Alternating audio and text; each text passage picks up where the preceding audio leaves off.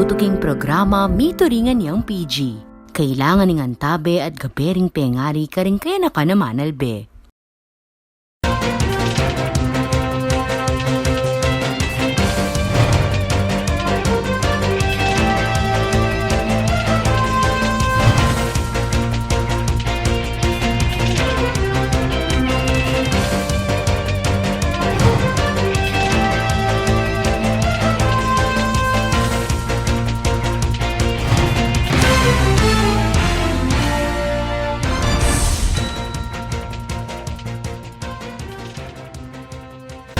Maya pa oras, Pampanga. Kayang tabing mabilog ang persaning GNN TV 44 Pampanga, babyela rin makapanahon at lokal na istoryang dapat yung abalo. Kapamilataning garantisadong kompleto ang pang-balansing informasyon.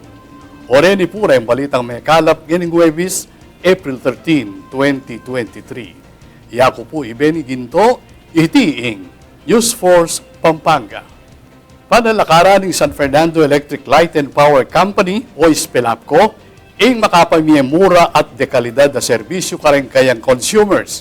Belita ng may sabing pribadong distribution unit na apat na power generation ing may kiyabe king karelang pre-qualification conference. Ayon ng report ng Patricia Mamangon. Apat na power generation firm ing nagsumitinan ing karelang documentary requirements bang makyabe king competitive selection process o CSP ning San Fernando Electric Light and Power Company o SPELAPCO bang manikwang mas mura at stable na electricity supply para karenganggang consumers ning mesabing distribution unit.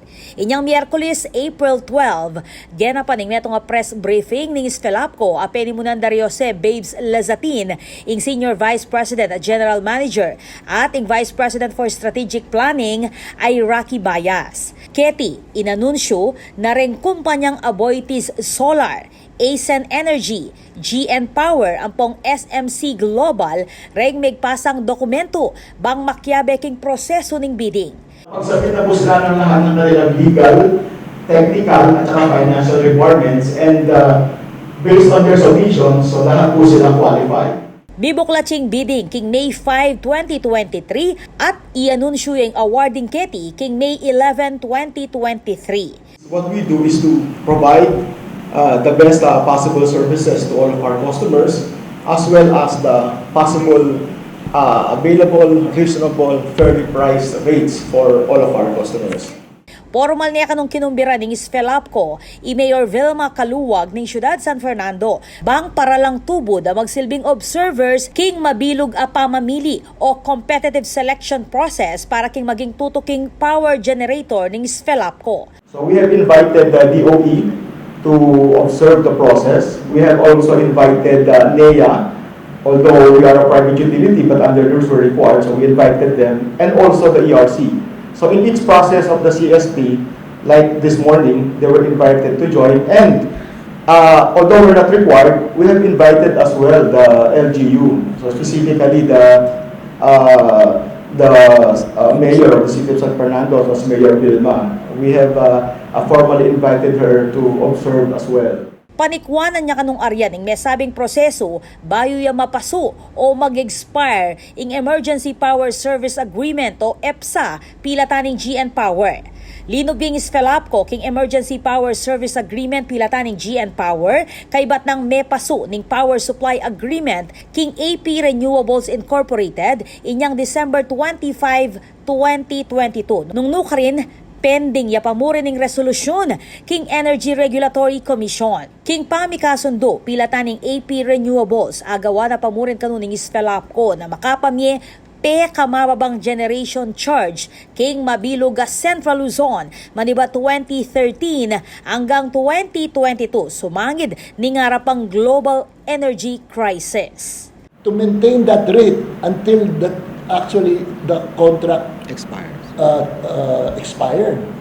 That's why if you will see the rates, the graph, the rates until 2020 December 2023 and 22, no, was maintained at around 4%, while everybody else was going up. Our rates of SPELAPCO was maintained at a very low rate, compared to everybody else. Po, kimpamanintun, iketa pong pera, mababang presyo at pera masanting po serbisyo. Yung totoo na po nini, talupag po nin sa inaling Caracas City, Fernandino kami mo naman, kaya tabel yung karin mo naman po, lalo na po kay serbisyo. Ako po, Patricia Mamangon para King News Force, Pampanga. Balitang tutuking Balen, susuyo. Ginanap nitong Miyerkules ang taunang selebrasyon ng Filipino Food Month ng Department of Agriculture Region 3, kung saan 60 magsasaka at mangingisda ang nakiisa sa 3 araw na trade fair. Ibinida dito ang mga produktong pagkain na gawa mula sa iba't ibang lugar o bayan sa Central Luzon. Narito ang kwentong agri at iba pa na ulat ni Patricia Mamangon.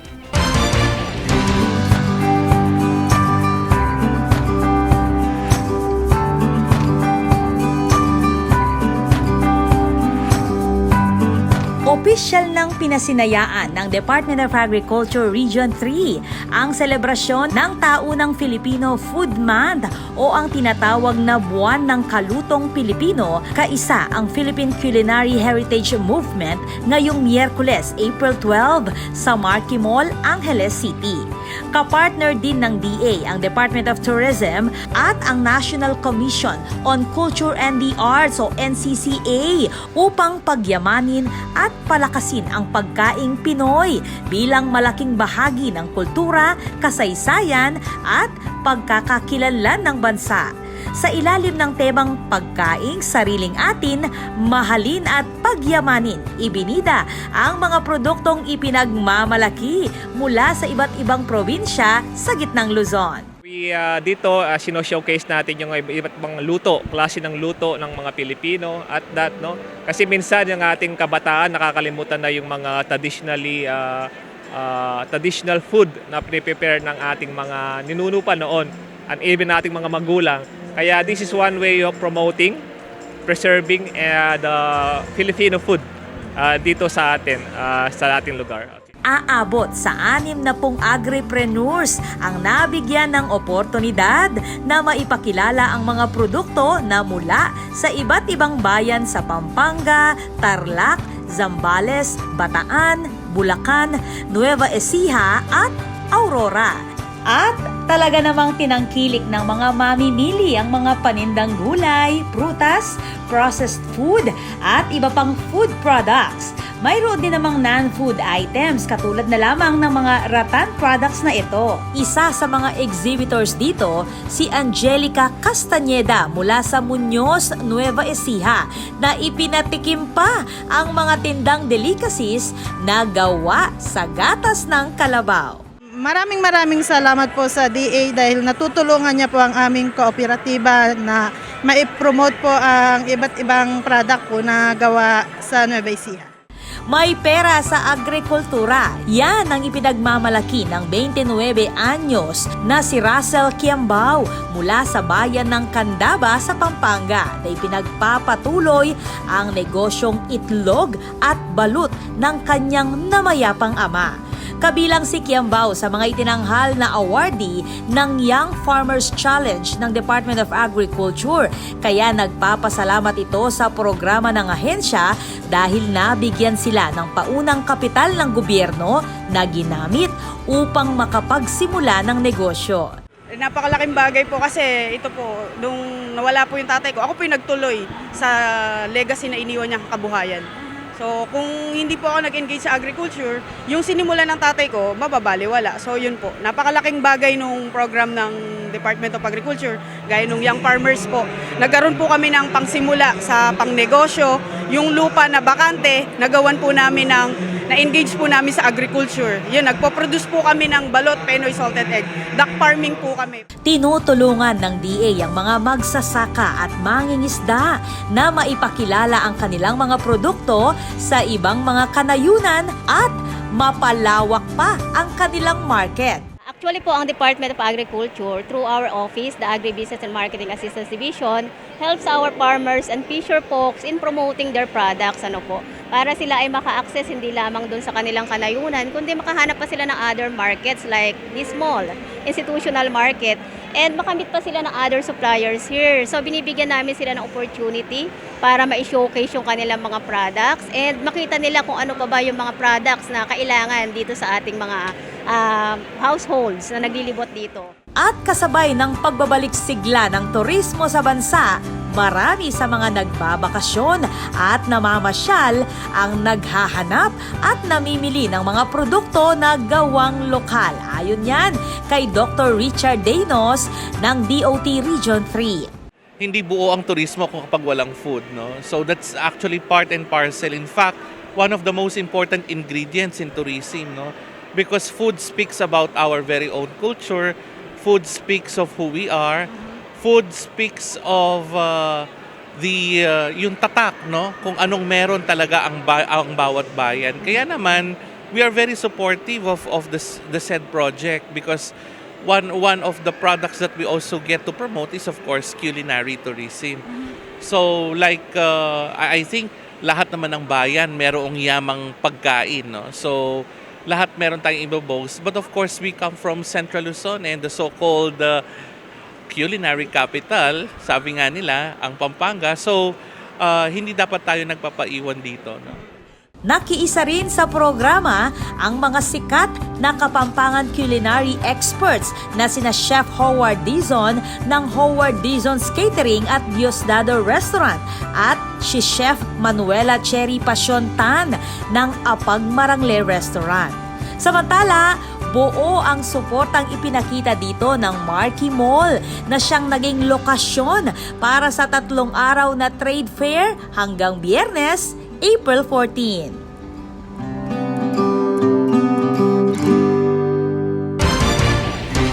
Para kang Pampanga 4th District Representative Anayok Bondok Sagum, mata siya pamurin ing tikdang maximum prescribed rates kareng driving school. Inya naman makipag-ugnayan niya ing kongresista king LTO nung makananong makapamye kapasnawan kareng kukwang driver's license. Ayning report ng Patricia Mamangon. Nganing daratang nga April 15, pairal na ning Land Transportation Office o LTO ing tikdang maximum prescribed rates dapat dang tukyan ring hanggang driving schools king mabilog a bansa. Kimpepal wala ba yung rates ning ahensya, 3,500 pesos ing maximum mamalyaring bayaran para king motorcycle driving, kabang 5,000 pesos naman para king complete course para king light vehicle driving. Kabilang naketi ing theoretical driving course apong practical driving course. Makanyan man, para kang Pampanga 4 District Representative Ana York Bondok Sagum, mata siya pamurin ing prescribed rates. Inya balaw siya pamurin kanong makipag-ugnayan ni Tiking LTO bang makapantun paralan na makapamiya kapasnawan karayng Pilipinong kukwang driver's license. So they set it at 5,000 pero mahal pa rin yun eh. So we're still going into dialogues po with the LTO kung paano po mas lalo pa pong mapababa. Kasi ang gusto po namin, wala na pong driving school. Kung nakapasa ka po ng exam, go na. Why do you need a driving school? And sana yung theoretical driving school, libre na lang sa internet. At ang gobyerno na po ang mag-provide ng lectures. And then, if you pass again the exam, pwede na yun. Pasalamat naman kaning kongresista na mabilis siyang kinimuting LTO king karelang kakalampag a kampanya ay now sa #gintong lisensya. We are thankful na binaba po, na na-recognize po nila na may problema. Pero hindi pa po completely tapos yung problema. I would like to state again sa India at sa Thailand, 1,000 pesos po yung lisensya. So yun po yung hinahabol natin. At tatandaan na baya papalwaling LTO king maximum prescribed rates kareng driving schools, minalmane Congresswoman Bondok king mata sa singil para kareng driving courses a requirement bayo manikwang lisensya. Inya kukulay ting investigasyon kapamilatan ning pinasang House Resolution 751 ako kulayt king Kongreso na investigan inganti mo ginto kanong lisensya. Ako po, Patricia Mamangon para King News Force, Pampanga. Balitang tutuking balen, susunod. Atin po mga paling balita, king pamagbalik ng News Force, Pampanga.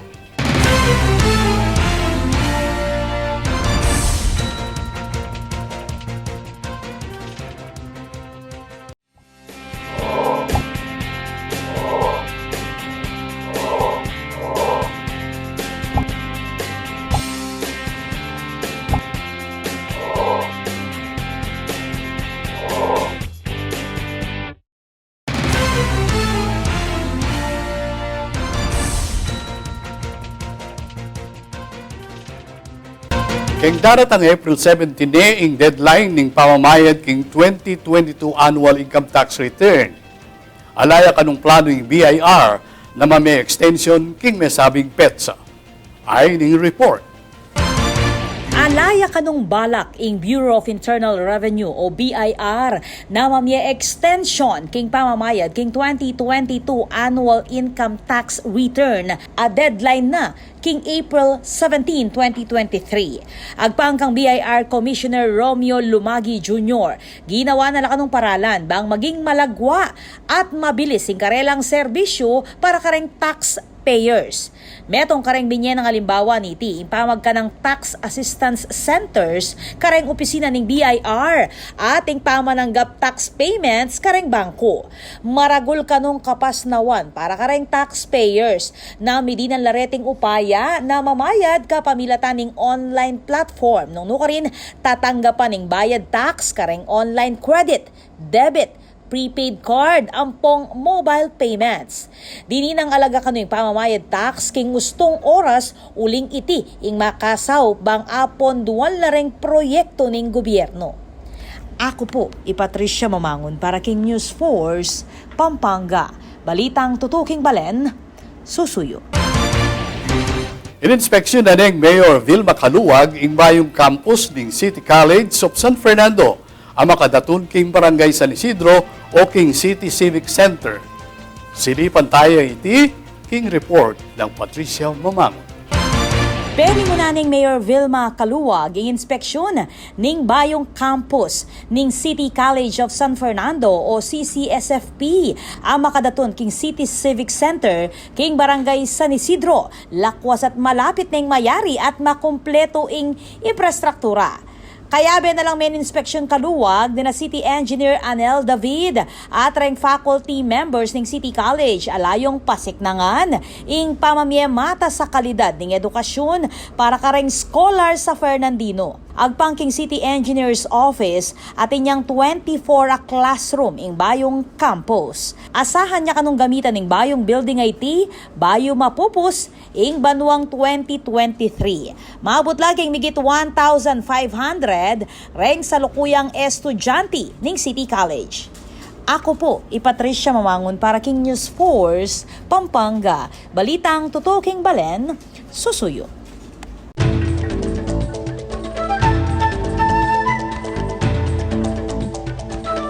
King trivia tamo inyang milabas, abalo mo ng aldo ing basihan daking oras ding minunang Kapampangan. Biklat tanala ding terminong gagamitan ng abak, pakibalwan ta naman ing kaugtuan. Maranong pamagobra kingasikan, lalagpasan daing pamamangan ng abak, inya naman nalata mong sariling termino, ulinging almusal iba't yakareng Kastila. Mamangan lapa mo kano ding aputa mo katukuluning alas 9 hanggang alas 10 at itiing amanuan tamong abakan o lunch king Ingles. Uling taulineng almusal at maranon para ugtu, alas 2 na intutukidang pamamangan ding pipunpunan tamo at itipamo ing amanuang paugtuan aliwa itang alas 12 na akasanayan king salukuyan. Tradisyon daring minunang Kapampangan ing maranong ing ega-naga bayo matudtud, inya ingapunan karaniwan niyang sasagawa ng gatpanapon o alas 6.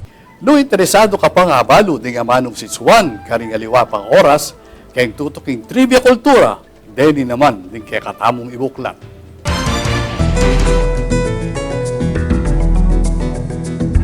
Para king bilining panahon king lalawigan, posible ang maging low pressure area nyamu, imbagyong amang, ining aldo o hanggang bukas abak. Asahan ning may na hanggang katamtaman apamanuran king Maragula Party ng Luzon, kaban king aliwang party ng bansa, asahan mo naman in fair weather condition o malwalas at malisangan a panahon.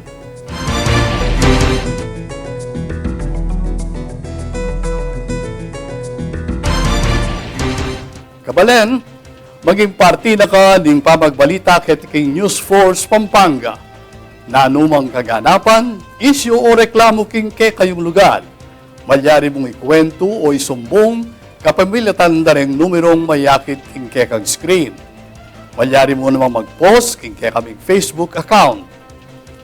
Panalakaran ng News and Public Affairs Team ng GNN TV 44 Pampanga, nga dinan kayong mata sa kalidad ng lokal na pamagbalita bilang panatang serbisyo karenggang Kapampangan. I'll venue lang yan ng Webis, deng may kalapay istorya kati probinsya. Yako po'y Beniginto at iti in News Force Pampanga, balitang tutu, King Balen, susuyo.